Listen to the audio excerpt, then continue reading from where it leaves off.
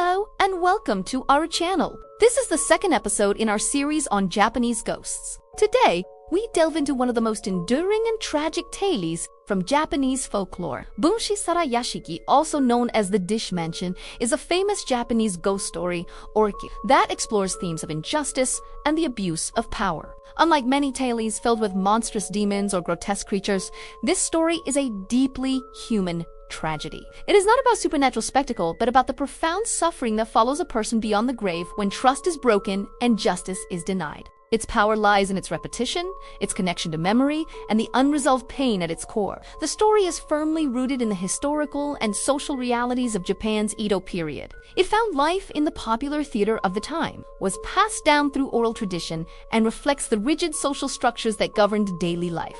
This connection to reality gives the tale its haunting authenticity, making it a powerful commentary on the power dynamics that can lead to devastating consequences for the vulnerable. At the heart of this tragic caden is a young servant woman named Okiku. In nearly every version of the story, Okiku serves in the household of a high-ranking samurai lord, a position that places her in a precarious and dependent role. Her life is one of duty, loyalty, and obedience, defined by the expectations placed upon her by her master and the society she lives in. While the core narrative remains consistent, different versions of the tale place the events in various locations. Some traditions situate the story in Harima province, near the magnificent Himaji castle, linking it to the local folklore of the region. Other, more famous versions, place it in the Banchō district of Edo, which is modern-day Tokyo.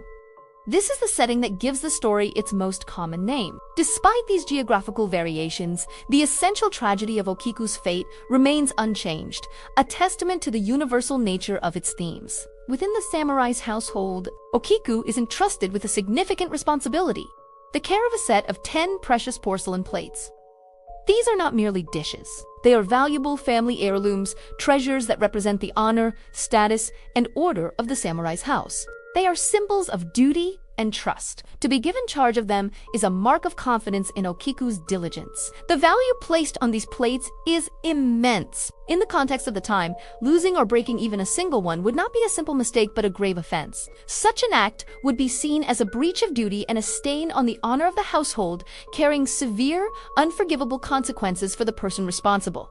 This detail is crucial, as it sets the stage for the terrible trap that will soon ensnare Okiku. The samurai lord, often named Aoyama in many tales, begins to notice Okiku. Her beauty and diligence capture his attention, but his interest is not noble. He develops a corrupt desire for her and begins to pressure her, attempting to force her into a physical relationship. He sees her not as a person deserving of respect, but as an object for his gratification, something he is entitled to take. Okiku repeatedly and firmly refuses his advances. Her refusal is an act of incredible bravery. In the rigid social hierarchy of Edo, Japan, a servant defying the will of a samurai master was a dangerous, almost unthinkable act. The imbalance of power was absolute. He held her life and livelihood in his hands. Yet, despite the immense personal risk, Okiku stands by her principles and refuses to consent. She chooses to protect her integrity, even when it puts her in mortal danger. Angered and humiliated by her rejection, the samurai devises a cruel and calculated plan to break her will. He secretly takes one of the 10 precious plates from the set and hides it away. He then summons Okiku, his voice cold with false authority, and demands that she account for the collection. He accuses her of losing one of the heirlooms, knowing full well that she is innocent. Panic seizes Okiku. She knows the gravity of the accusation. Frantically, she counts the plates over and over again. 1, 2, 3, 4, 5, 6, 7, 8, 9. Each time, the count stops short. The 10th plate is gone. Desperately, she searches everywhere, her mind racing as she tries to understand what has happened. She pleads her innocence, but her master's cold gaze offers no mercy. She is trapped, just as he intended.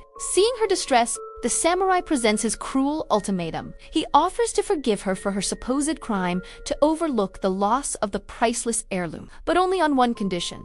She must finally submit to him and become his lover. He lays the choice before her, her body, or her life. In this final, desperate moment, Okiku makes her choice. She refuses him again. She chooses to preserve her honor rather than surrender to her abuser for the sake of survival.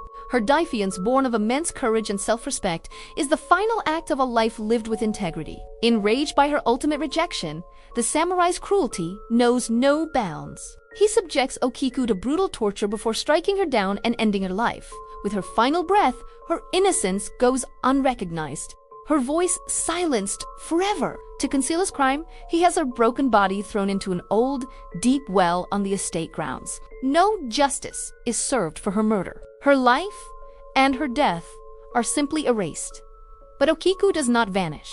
After death, she returns. She rises from the well, not as a gentle spirit, but as an Onryō, a vengeful ghost born from a life cut short by extreme injustice and a death filled with rage and sorrow. Her spirit is bound to the world by the violent circumstances of her demise and the unresolved grievance she carries. Her haunting is a chilling, methodical ritual of sorrow and anger. Every night, her ghostly figure appears from the darkness near the well where her body was cast. A sorrowful, disembodied voice begins to count, echoing the final frantic task of her life. 1, 2, 3. The count continues, slow and mournful, up to 9. After the 9th plate is counted, a terrible, blood-curdling shriek pierces the night, a sound of profound anguish and loss for the missing 10th plate. This spectral performance repeats night after night, an endless loop of her final moments of terror. The samurai lord, the architect of her suffering, is driven slowly into fear and madness by the nightly reminder of his crime.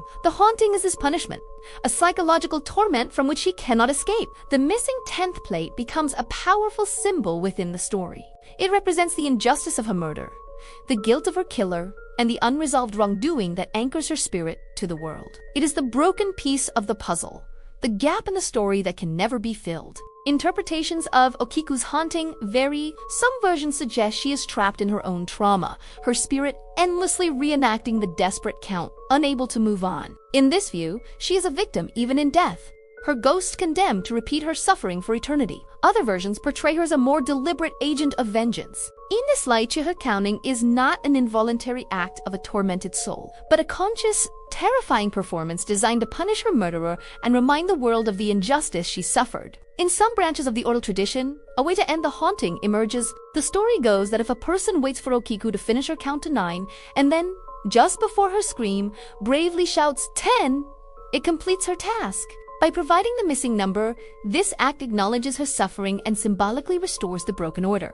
Hearing the final number, Okiku's spirit is finally pacified, her duty fulfilled, and she is at last released from her earthly torment and allowed to rest in peace. The story of Okiku first appeared in a documented form as a bunraku puppet play in 1741, titled Ban. The tale captured the public's imagination, and its popularity grew. It was soon adapted for the kabuki stage, where it became a staple of the horror genre. Over the centuries, numerous variations and adaptations were created, each adding new layers to the legend. A particularly famous and influential version was a 1916 play by the writer Okamoto Kido. His adaptation, also titled Banchō Sarayashiki, moved away from pure supernatural horror and focused more on the psychological torment of the characters. This version emphasized the tension and dread of the story, solidifying its place as a sophisticated piece of Japanese horror theater. Through these popular retellings, Okiku became one of the most iconic ghosts in all of Japanese folklore. Her image, sorrowful woman with long black hair, often emerging from a well, is deeply embedded in the cultural consciousness. This powerful archetype has influenced countless later works of Japanese horror, from literature and film to modern media, most famously inspiring the character Sadako Yamamura in the Ringu series.